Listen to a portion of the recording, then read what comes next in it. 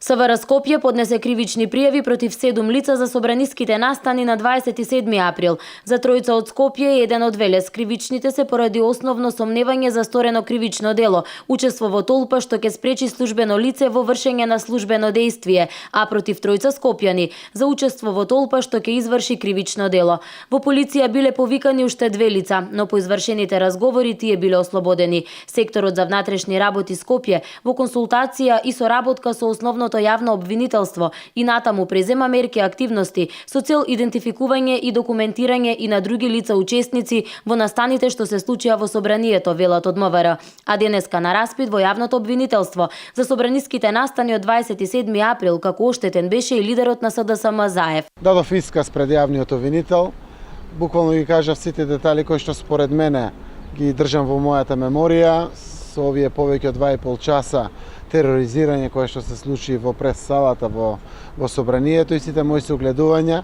како впечаток од самите причини до завршувањето на самиот настан. Верувам дека целото тоа ќе помогне во истрагата на државното јавно обвинителство. Покрај Заев, денеска на распит во јавното обвинителство беа и претениците на СДСМ Оливер Спасовски, Радмила Шекеринска и Максим Димитриевски, кои исто така беа нападнати.